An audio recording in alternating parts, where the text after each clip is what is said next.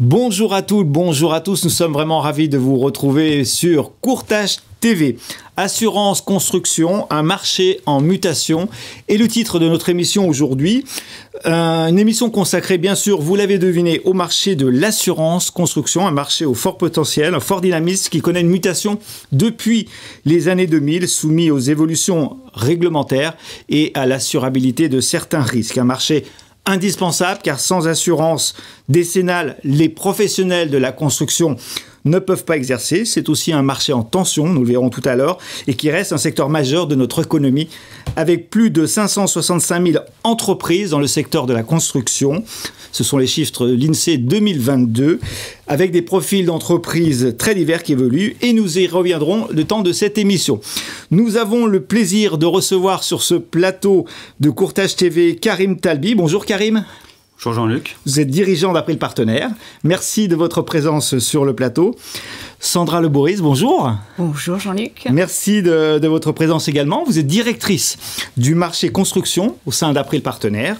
Nous avons également le plaisir d'avoir Gilles avec nous, Gilles Labouré. Oui, bonjour Jean-Luc. Bonjour Gilles, vous êtes directeur général du cabinet qui porte éponyme, qui porte votre nom. Et enfin Frédéric, bonjour Frédéric. Bonjour Gilles. Vous êtes Frédéric Gachignard, directeur construction de l'assureur QBE. Merci de nous avoir rejoints sur ce plateau. On va faire, pour les nombreux courtiers qui nous regardent, un petit tour de table, si vous le permettez. Karim, tout d'abord, qu'est-ce que vous pouvez nous dire pour débuter ce tour de table ? Alors déjà que je suis très content d'être là. Merci. Je suis dirigeant d'April Partenaires. C'est une entreprise qui est située près de Rennes, qui réunit un peu plus de 250 collaborateurs. On est une filiale du pôle dommages du groupe April. Voilà, c'est le pôle IRD regroupe l'ensemble des structures dommages du groupe. On représente à peu près 30% du chiffre d'affaires global de l'entité. April Partenaires est un acteur reconnu depuis 1989. Voilà. Dans le dommage, on a commencé par l'auto et pas que, on a étoffé la gamme, l'habitation, l'immobilier et bien sûr le sujet qui nous intéresse, la construction. Voilà. On a développé nos activités à travers, avec le groupe sur des outils digitaux innovants et principalement en collaboration avec nos courtiers partenaires et aussi depuis quelques temps sur le direct. L'assurance construction, on va beaucoup en parler, elle est au cœur de la stratégie du groupe, elle est au cœur de la stratégie d'April Partenaires. En témoigne le lancement récent de notre marque April Construction. C'est une initiative qui a... Très récente, non Très récente, on parle de quelques mois, on est, je crois, je ne me trompe pas, fin septembre, début octobre, voilà.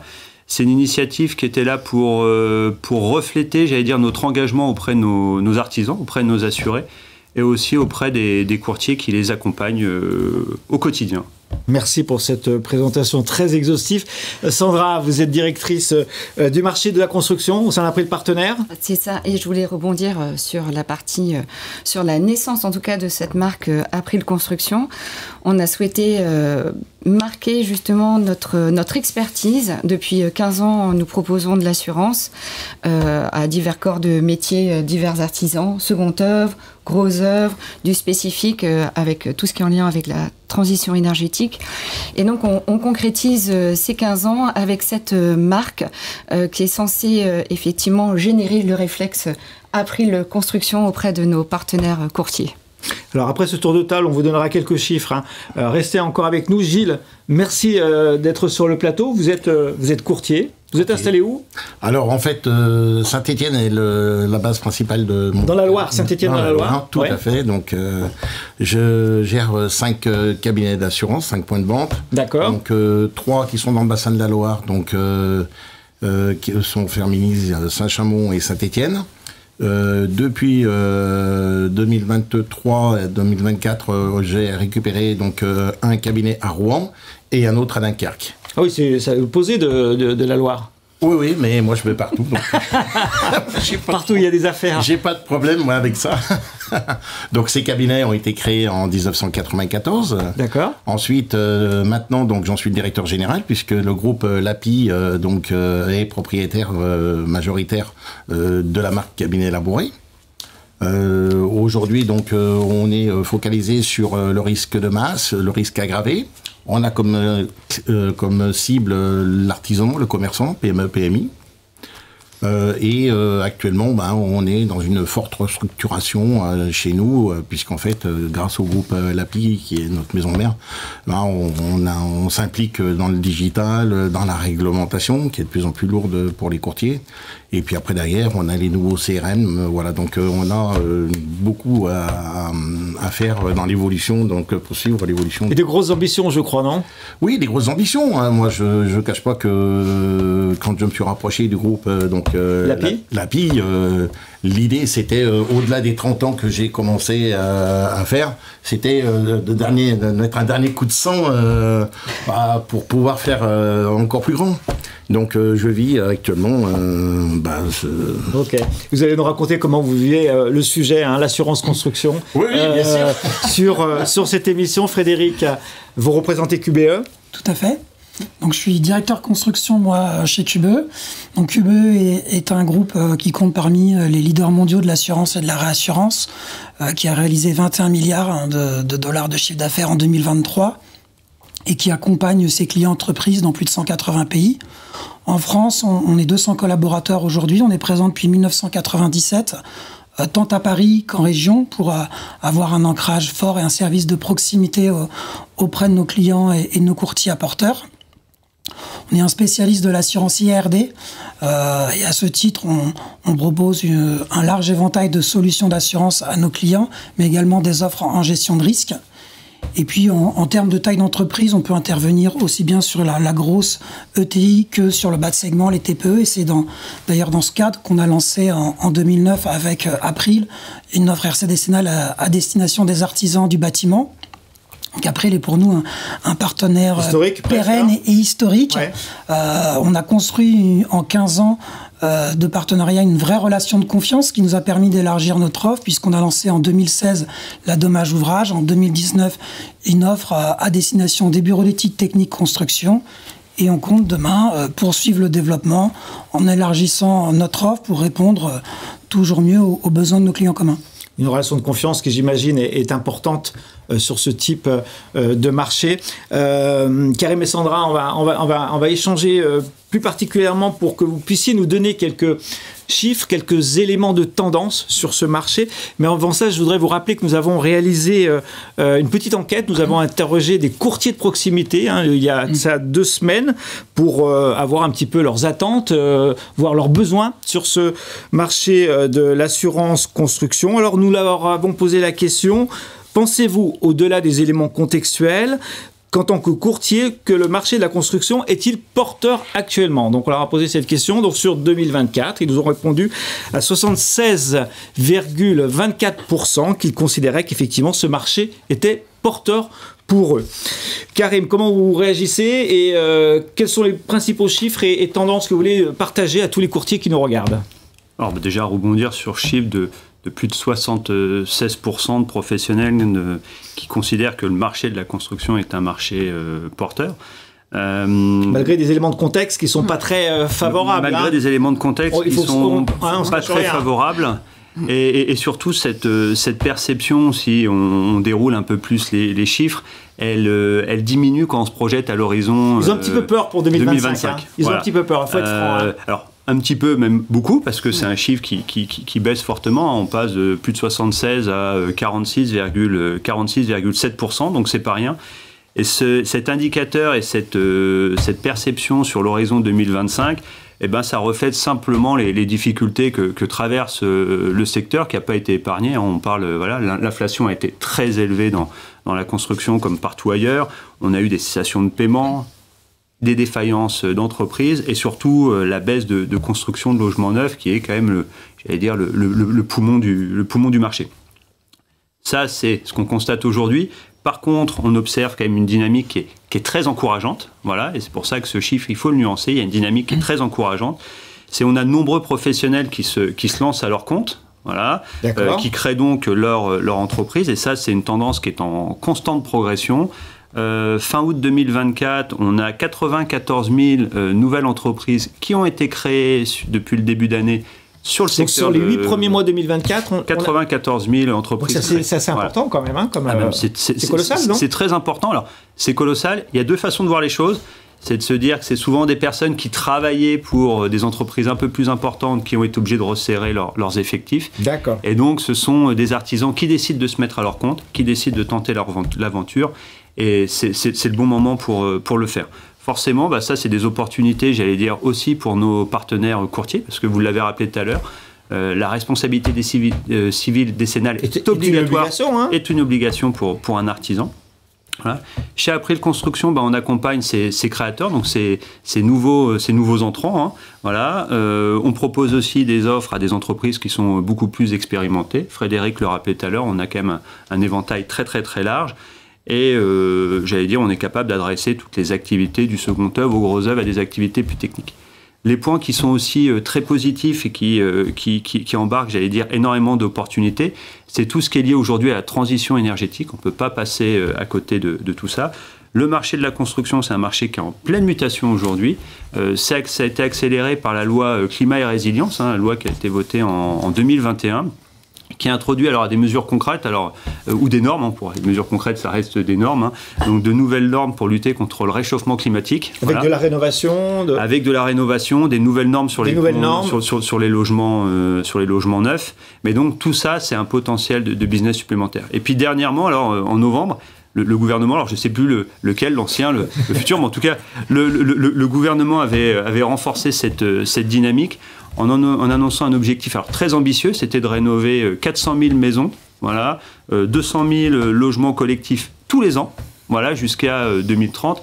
Donc c'est pour vous dire le potentiel qu'il y a sur le marché actuellement. Donc une dimension quand même positive du marché à venir. Sandra, vous voulez compléter ? Oui, légèrement, juste sur ces parties, sur ces métiers qui sont en devenir, notamment les électriciens qu'on accompagne particulièrement. On a des demandes régulières, quotidiennes, parce qu'ils souhaitent aujourd'hui pouvoir installer du panneau photovoltaïque et on a la chance et la capacité de pouvoir les accompagner, tout ce qu'on disait, ils ont besoin de cette RC décennale pour pouvoir travailler. Donc on sait le faire. Par contre, il faut que ces artisans se forment aux matériaux, se forment aux techniques, c'est indispensable. Et pour pouvoir justement répondre à toutes leurs questions, nous avons également revu notre organisation avec une cellule expert qui est à leur disposition. Et voilà, ça c'est un beau point pour les conseiller aussi dans leur évolution. On verra tout à l'heure la nécessité de l'accompagnement, en particulier ce que vous signaliez, Sandra, sur la formation. Vous êtes sur le terrain, Gilles ? Oui. Je ne dis pas que vous n'êtes pas sur le terrain, mais Gilles l'est plus que nous. Voilà, Gilles, vous l'êtes en permanence, que ce soit dans la Loire ou plus au nord. Est-ce que vous partagez en fait les éléments de contexte que nous venons de voir ? Oui, tout à fait. Et moi, je dirais qu'on est plus dans la conséquence de ce qu'a pu dire Karim ou Sandra. Je dirais que on fait face aussi à une volatilité des assurances, des artisans qui aujourd'hui sont prêts à revenir retarifer pour essayer de faire un gain sur leurs assurances. Donc j'ai le sentiment en fait qu'on se dirige un petit peu comme avec l'offre auto où on est prêt à remettre en cause son assurance. Donc voilà, les durées de vie qui pouvaient être de 6 ou 7 ans ont tendance à baisser. Voilà, c'est-à-dire grosso modo un artisan aujourd'hui, il gardait 6-7 ans son assurance, il va réduire sa durée de vie pour la renégocier, parce qu'il arrête son activité pour diverses raisons, et donc on a des durées de vie qui se réduisent un petit peu. Voilà. Donc ça, on a affaire aussi un peu à cette nervosité. Après, on a aussi toutes les exigences de réglementation, carrément Sandra en parlait, c'est qu'aujourd'hui, un artisan, c'est souvent qu'on a le cas de l'artisan qui va sur le chantier, et puis il y va sans la décennale, sans l'assurance, et puis cette fois-ci, il est contrôlé, et on a l'artisan qui va venir chez nous, et qui va nous dire, moi je veux l'attestation pour hier, ou voilà, donc tout ça, la réglementation fait qu'effectivement, on est en train d'assainir le marché et ça fait quand même une évolution de chiffre d'affaires, de contrats d'assurance, etc. Après, on se retrouve parfois aussi avec des maîtres d'œuvre et moi, je le ressens quand même pas mal. C'est dans la variété des offres que l'on peut donner, on a des maîtres d'œuvre qui maintenant font attention à la qualité de la signature du porteur de risque, de l'assureur. Oui. Et c'est vrai que on a eu des déconvenus. C'était pas le cas il y a quelques, j'allais dire dizaines d'années, non, peut-être un peu moins même. Un petit peu moins que ça. Hein. Ouais. Les souvenirs est encore là. Hein. Oui, le souvenir est encore là. Et c'est une bonne chose d'avoir un partenaire de confiance. Voilà, et c'est pour ça que moi j'accorde aussi quand même un petit peu d'importance au fait que quand on délivre un contrat d'assurance, c'est pas le prix. Mais c'est pas seulement le prix, c'est aussi tout ce qui est l'accompagnement, la gestion du sinistre, etc. Et ça, je pense que beaucoup d'intervenants maintenant feront attention à ça. Vous êtes optimiste pour l'année 2025 ? Oui, parce que le marché, il est là, le besoin de construction, il est là, et donc, à un moment donné, ça peut caler en progression. En progressant, peu importe le gouvernement, d'ailleurs. Frédéric, vous signaliez tout à l'heure cette relation de confiance que vous avez avec le groupe April, près de 15 ans, si ma mémoire est bonne. Tout à fait. Quelle est votre vision sur les tendances du marché aujourd'hui ? Alors, sur le secteur de la construction, déjà, ça a été rappelé par Karim. Le secteur de la construction, il est quand même en berne. On a eu un nombre de baisses de mise en chantier importantes qui fait qu'on a une sortie de crise qu'on commence à voir. On va essayer de et des signaux quand même, Karim l'évoquait tout à l'heure. Tout à fait, on va passer des messages positifs. Si on compare 2024 à 2023, on s'aperçoit déjà qu'on a une reprise. Limitée certes, mais une reprise. La problématique, c'est que cette reprise, elle est inégale selon les secteurs d'activité. Si on prend le domaine des travaux publics, c'est en plein essor. C'est porté par la commande publique sur notamment des grands projets d'infrastructure. On pourrait évoquer aussi le secteur de l'énergie. Et puis si on parle du logement, et notamment du neuf, là c'est très complexe. Que ce soit sur le secteur de la maison individuelle ou de la promotion, c'est extrêmement compliqué. Ce sont des domaines qui peinent à sortir de la crise et qui entraînent par voie de conséquence les entreprises. Alors, puisqu'on a dit qu'on allait être optimiste, à l'inverse, il y a une forte demande dans la rénovation et notamment sous l'angle de la rénovation énergétique. Donc ça, c'est quand même important. Et donc maintenant, pour parler un peu plus de ma vision sur le marché de l'assurance, moi je vois deux principaux challenges auxquels doit faire face le marché de l'assurance construction. Le premier, c'est un défi de maîtrise des résultats techniques. On a une baisse de la production, ce qui veut dire une baisse de cotisation pour l'assureur. Et puis en face, on a une sinistralité qui ne va pas aller en s'améliorant. On peut citer plusieurs exemples. Point de vigilance, selon vous. L'inflation, c'est un gros point de vigilance. On a l'inflation. Réparer, ça coûte plus cher. On a des phénomènes climatiques de plus en plus fréquents et de grande ampleur. Et puis, par répercussion, on a aussi, nous, des conditions de réassurance qui sont plus complexes. Et l'assureur construction, s'il veut s'inscrire dans la pérennité, il est obligé d'être vigilant. Donc on va avoir probablement une poursuite de la tendance haussière. Et puis deuxième tendance, et c'est d'ailleurs le titre de cette émission, un marché en mutation. On a aujourd'hui un marché qui change de par le fait que sur le logement notamment, c'est d'abord porté par la rénovation plutôt que par le neuf, avec cet angle rénovation énergétique, et puis l'apparition de quand même beaucoup de nouveaux procédés constructifs. Alors, il y a l'accélération de la construction en site qui n'est pas nouvelle, mais l'accélération, elle, en revanche, est assez récente. On a les matériaux biosourcés, on a les bétons bas carbone, on a leur emploi. Tous ces procédés qui sont un peu nouveaux, c'est une forme de vigilance pour l'assureur construction, qui est l'assureur du temps long et qui aime bien avoir du recul. C'est néanmoins un défi pour lui à relever pour être un acteur qui va accompagner la transition énergétique. C'est son deuxième challenge et c'est en tout cas la vocation de QBE d'accompagner cette transition, notamment dans le cadre de notre partenariat avec April. On va passer sur le temps court maintenant, ou plutôt sur le quotidien des courtiers de proximité, après ce tour de table sur la vision que vous en avez de ce marché et les tendances.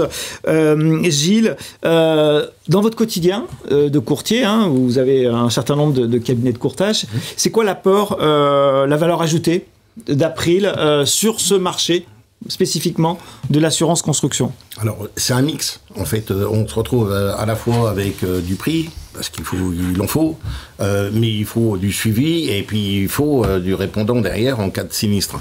Donc, tout ça, on a besoin d'être épaulé par les services, par avoir des gens qui ont la compétence et qui savent nous aider. Après, derrière, on se retrouve aussi avec un engagement. Tout à l'heure, j'en reparlais, mais je vais en reparler encore. Mais nous, on a besoin de savoir que le porteur de risque, en l'occurrence QBE par exemple, on sait que c'est du solide. Voilà. C'est ça un peu le message. Et là, pour l'instant, je crois. Nous, on a besoin, c'est sur 10 ans. Hein. Là, on n'est pas sur une assurance d'une année qui se résilie et puis terminée. Là, on a un engagement sur 10 ans. Donc, il faut voir la durée sur laquelle on s'engage. Donc, solidité d'un côté, sécurisation de l'accompagnement aussi via April. Mais c'est quand même April qui choisit le porteur de risque. Ouais. Donc, nous, la confiance, elle va d'abord auprès d'April.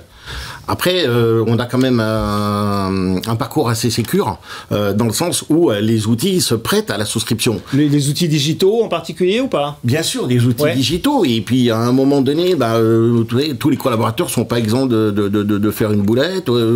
Donc, plus on est encadré par des outils qui soient digitaux essentiellement, moins on fait d'erreurs. Et là, je pense que c'est super important parce que effectivement, on revient toujours sur cette durée et puis, une mauvaise cotation, ça va donner des proportions qui peuvent être importantes. Donc, l'accompagnement par les services, l'accompagnement digital. Derrière, moi, j'ai eu un exemple là, il y a 2-3 semaines, j'ai participé à une journée au siège d'April, toujours sur la décennale, où derrière, on fait remonter aussi nos idées. On fait remonter ce qui peut être des aspérités ou...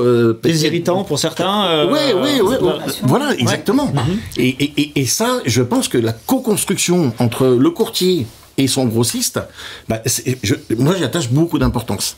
Parce que c'est ce qui fait qu'aujourd'hui, on travaille la main dans la main avec des outils qui sont là, et c'est tout ça qui fait que la réussite d'un grossiste ou d'une compagnie d'assurance. Donc la solidité, et puis l'accompagnement quotidien, opérationnel, digital et autres. Oui, voilà. Alors, le petit côté tarif, on en parlait tout à l'heure, mais bon... le petit côté, c'est pas un petit côté quand même. Non, mais ce que je veux dire, c'est que faut pas... Moi, je ne mettrais pas tout le temps en avant que le prix. Bien sûr. Voilà. Et de ce côté-là, après, il a répondu d'ailleurs à une demande que nous, on avait montée, puisque maintenant, ils ont un outil qui s'appelle April Saligne, et qui est justement parfois un outil qui nous sert à pouvoir passer, en fait, en quelque sorte. Donc, ces demandes-là sont écoutées. Donc une co-construction, vous l'évoquiez tout à l'heure avec cette journée du 27 novembre auquel vous avez participé, qui vous permet peut-être, Sandra, d'imaginer de nouveaux ou de consolider de nouveaux outils. Ça s'est remonté effectivement. Alors un nouvel outil, c'est un outil qui existe déjà, c'est Aprilon, qui existe depuis de nombreuses années. C'est l'extranet dédié aux courtiers, mais c'est un extranet qu'on fait évoluer. Qui est valable sur l'auto, qui est valable aussi sur d'autres types de risques. De nos marchés, effectivement. Voilà, on retrouve tout. On trouve tous nos produits, et c'est vrai qu'il y a une co-construction pour le faire évoluer, en particulier depuis 2022. On a refondu l'ensemble des parcours qu'on a souhaité plus simples, plus fluides et plus sécurisés, notamment pour nos partenaires assureurs. Sur la partie courtage, c'est aujourd'hui la souscription se fait de manière assez simple sur la RC décennale, ça va vite, et comme vous êtes régulièrement interpellé, vous devez faire des devis rapidement. Donc ça a été refait. C'est tellement bien fait que les courtiers nous ont dit qu'à 95%, ils étaient très satisfaits de ce nouveau parcours. 5% pour la prochaine co-construction. Je ne sais pas si on y arrivera. Non, on est vraiment très fiers de nous. Toujours les derniers pourcents les plus durs. Mais c'est vrai que on a considéré que 95, c'était un plébiscite. C'est un très bon score. Après, en tant que courtier, moi, je peux vous dire qu'ils ne sont pas tous sur le même niveau. Hein. On est les meilleurs, voilà, c'est ça. Et donc, sur la partie aussi avec nos partenaires assureurs, c'est un point important. C'est la sécurisation aussi de l'entrée en portefeuille. Et fort de ça, on a beaucoup travaillé donc, sur la déclaration des chiffres d'affaires, qui est annuelle. Et aujourd'hui, via un accès assuré, il peut le faire en quelques clics. Et également sur la partie des CP, ce qu'on appelle les CP, les conditions particulières signées. 100% du digital, c'est ça, sur la partie déclaration de CA. Exactement, 100%. Donc aujourd'hui, on a une très forte augmentation. On n'est pas encore à 100% du CA, mais on a une très forte augmentation. On est à plus de 85%. Voilà. Et donc les CP signés, dernière partie qui est très importante pour nos assureurs également. Bref, nous travaillons toujours à la sécurisation et toujours pour que ce soit un réflexe April Construction, réflexe du courtier. Voilà. Ça, c'est l'accompagnement au quotidien. Côté innovation, Karim, côté dynamique à venir, qu'est-ce qu'on peut dire Alors, déjà, réussir tout ça parfaitement, pour moi, c'est une vraie innovation. C'est déjà un point important. Par rapport à ce qui a été dit par Gilles tout à l'heure, je voulais mettre l'accent moi sur April Salignes, et puis je voulais rebondir sur un des propos. C'est de dire, en fin de compte, quand vous voyez la demande de Gilles, qui est le porte-parole de nos courtiers aujourd'hui, c'est de dire qu'en fin de compte, on attend un équilibre entre les trois éléments. Les trois éléments, ils sont basiques, et là, le groupe n'a rien réinventé. C'est simple, le premier, c'est la qualité. Conseil, gestion, risque, c'est la qualité. Voilà. Le deuxième, c'est les parcours de souscription fluides, et Sandra en parlait. Et le troisième, c'est le prix.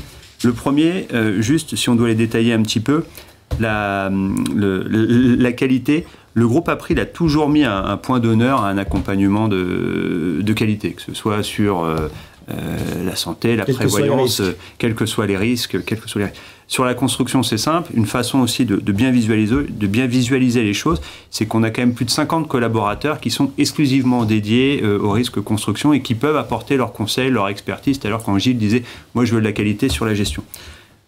Frédéric est là, on en parlait tout à l'heure, ça fait 15 ans qu'il y a une relation de confiance avec le groupe April. La qualité, c'est aussi de mettre à disposition du réseau des porteurs solides. On l'expliquait, on est sur des garanties très très très longues et on ne peut pas s'amuser à avoir un assureur qui nous lâche au milieu. Les parcours de souscription, Sandra le détaillé, c'est Aprilon. Voilà, c'est simplifier les parcours tout en respectant les critères, etc. Et le dernier point qui pour nous était vraiment primordial, c'est le prix. Le prix, c'est simple, c'est que vous doutez bien que quand on commence à exposer tout ça, on n'a pas vocation à être le mieux-disant du marché, il faut l'entendre, il faut l'accepter. Et c'est pour ça qu'on a mis April Salignes en se disant, il y a des moments, les courtiers ont besoin d'un coup de pouce, les besoins ont besoin d'un coup de pouce pour pouvoir concrétiser une affaire. Et bien April Salignes, c'était un dispositif qui a été mis en place pour répondre à cette exigence. C'est vrai que ça ne fait pas une innovation qui fait rêver, mais c'était de se dire, on est capable, à un instant T, de simplifier la demande, de se dire, vous appuyez sur le bouton April Salignes, il y a un point d'interrogation, ce n'est pas systématique, et on est capable d'étudier l'affaire et de se reposer dessus. Alors, comme je vous le disais en début d'émission, on a consulté de très nombreux courtiers avant cette émission pour avoir leur point de vue, des courtiers qui travaillent sur ce risque construction. On leur a posé une question ouverte, non guidée. Qu'attendez-vous de votre partenaire sur ce marché? En priorité, 1, la formation. 2, bien sûr, de disposer d'une offre concurrentielle. 3, conseils et accompagnement. On est en plein dedans, là, sur ce plateau. Et 4, réactivité et qualité. Gilles, qu'est-ce que vous pensez de ces verbatims, de ce classement des courtiers? C'est une évidence? Bien sûr. Donc, formation? Oui, formation. Donc, on a quand même des outils qui sont dans Aprilon et qui nous permettent aussi de se former. Ouais. Donc, il ne faut pas l'oublier non plus. Ça fait partie de la collaboration qu'on a avec April. Moi, j'attache beaucoup d'importance aussi sur la durée du partenariat entre le courtier et puis son grossiste. Parce que moi je pense que plus on apprend du grossiste et plus le grossiste apprend du courtier, donc je pense que ça c'est un gage de confiance qu'on peut avoir dans notre métier, c'est pas négligeable. Après derrière on a des évolutions qui arrivent. Là on parlait de la déclaration du chiffre d'affaires, mais il faut bien se mettre en tête que nous chaque année quand il faut qu'on aille chercher l'artisan pour lui demander son chiffre d'affaires, et que l'artisan il soit obligé de venir pour nous déclarer le chiffre d'affaires, ça compte dans la rémunération du courtier. Bien sûr, bien sûr. C'est-à-dire que grosso modo, à un moment donné, tout le temps qu'on ne passe pas à aller chercher une déclaration de chiffre d'affaires auprès de l'artisan, c'est du temps qu'on a pour faire du business. Donc tout ça, c'est pas négligeable. Et avec une volumétrie telle que le portefeuille d'April Construction, on se retrouve avec des économies qui sont pas négligeables. Donc le digital pour ça, la déclaration de chiffre d'affaires, c'est important. Justement, sur la déclaration de chiffre d'affaires, je voulais faire rebondir peut-être, Frédéric, si vous êtes d'accord sur cet élément-là. Non, c'est un élément clé. On évoquait tout à l'heure l'importance dans le contexte actuel pour l'assureur de sécuriser ses résultats techniques. Quand un S sur P dérive, On garde souvent le S, mais pas assez souvent le P. Et le problème vient souvent du P, parce qu'il faut prendre la bonne prime. Quand on lance l'offre artisan avec April en 2009, on décide de mettre en place une approche tarifaire avec des primes révisables au chiffre d'affaires. À l'époque, et c'est toujours le cas de manière majoritaire sur le marché, c'était des tarifications forfaitaires à l'effectif. Quand vous demandez le chiffre d'affaires tous les ans, parce que la prime est révisable au chiffre d'affaires, vous suivez l'évolution des activités et vous êtes assuré que votre prime elle est corrélée à l'assiette. Lorsque vous êtes en tarification forfaitaire à l'effectif, vous allez demander à la souscription les effectifs, et puis vous ne demandez pas en tant qu'assureur systématiquement tous les ans. Alors certains assurés vont spontanément déclarer, parce qu'ils sont quand même censés être tenus de déclarer un changement de risque, mais tous ne le font pas. Quid en cas de sinistre, il y a quand même un risque d'avoir l'application d'une règle proportionnelle, donc c'est pas rien. Et puis même ceux qui veulent le faire, est-ce qu'on prend en compte le personnel administratif? Est-ce qu'on prend en compte les apprentis, les intérimaires? Enfin, c'est beaucoup de questions qui reviennent. Et combien même, par exemple, une entreprise qui sous-traite beaucoup, elle peut avoir un chiffre d'affaires qui n'est pas du tout corrélé avec ses effectifs, de ce qu'on est en droit d'attendre d'elle en fonction de ses effectifs. Donc ça, c'est un vrai sujet. Maintenant, ce qu'a dit Gilles est très vrai, c'est qu'aller chercher ces chiffres d'affaires, c'est contraignant. Donc c'est important qu'en face d'un avantage qui est sécurisé, pour l'assureur et pour l'assuré, on ne pénalise pas. Et donc là, on a eu besoin d'April. Alors nous, les assureurs, on n'est pas les plus performants en tech. C'est pour ça qu'on met des partenariats avec des grossistes dont c'est l'ADN. Et on a besoin de s'appuyer sur une expertise outil qui va permettre de digitaliser, d'automatiser le process. Mais on a aussi besoin de moyens humains. Parce que ce mécanisme, il n'est pas naturel, il n'est pas majoritaire, le plus répandu. Donc, il y a besoin de l'expliquer. C'est important, parce que sinon, on passe beaucoup de temps pour pas grand-chose, de comprendre que ça sécurise tout le monde. Et quand tout le monde est sécurisé, qu'on préserve les résultats techniques, in fine, on peut passer du temps sur le développement du portefeuille et non pas sur le redressement ou le replacement de ce dernier. Vous nous avez délivré beaucoup de choses aujourd'hui sur ce marché de l'assurance construction. On aurait pu en parler encore beaucoup de temps. On est un petit peu à la bourre, mais c'est pas grave. Karim, pour terminer cette émission, qu'est-ce que vous pourriez nous dire sur votre engagement en une minute? Une minute. Notre engagement, il se reflète à travers alors deux axes principaux. Tout à l'heure, vous l'avez dit, la RCD, il ne faut pas l'oublier. Donc, la responsabilité civile décennale, c'est seulement un permis de travailler. Et donc, ce qu'on propose, nous, c'est juste une solution qui libère les professionnels pour qu'ils puissent vaquer, j'allais dire, à leur activité principale. Voilà. Ça, c'est déjà de se dire comment on simplifie ça au maximum. Voilà. On a la conviction que chaque client est unique, voilà, et donc avec des besoins spécifiques, et c'est ce qu'on fait, c'est ce que et vous êtes au quotidien avec eux. C'est ce qu'on fait avec eux. Voilà. Je vais vous parler, parce que si on doit se projeter un tout petit peu, on va juste parler de l'intelligence artificielle. Forcément, on en parle sur le marché de la construction, mais on en parle partout. Ça jouera un rôle clé dans la dynamique du marché. Nous, ça nous permettra certainement de répondre plus efficacement à nos clients, de nous dégager du temps pour pouvoir à chaque fois mieux accompagner les courtiers, les assurés. Et il y aura certainement aussi un enjeu auprès des artisans, auprès des professionnels pour mieux appréhender cette intelligence artificielle. C'est certainement le métier de demain. Et puis alors la dernière phrase, parce que ce qui est sûr, c'est que, et on l'a vu tout à l'heure, Frédéric parlait de nouvelles technologies, de nouveaux matériaux, etc. C'est un marché qui va continuer à innover, qui va continuer à se réinventer tout le temps. Et April Construction sera là pour l'accompagner.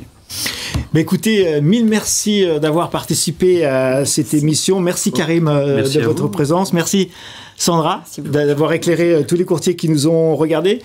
Gilles, merci d'avoir témoigné de votre vie dans la vraie vie de l'assurance construction. Et Frédéric Gachiliard, merci encore de votre présence. Merci à toutes et à tous. Portez-vous bien. À très bientôt sur Courtage TV, par le groupe April. Construction, très bien.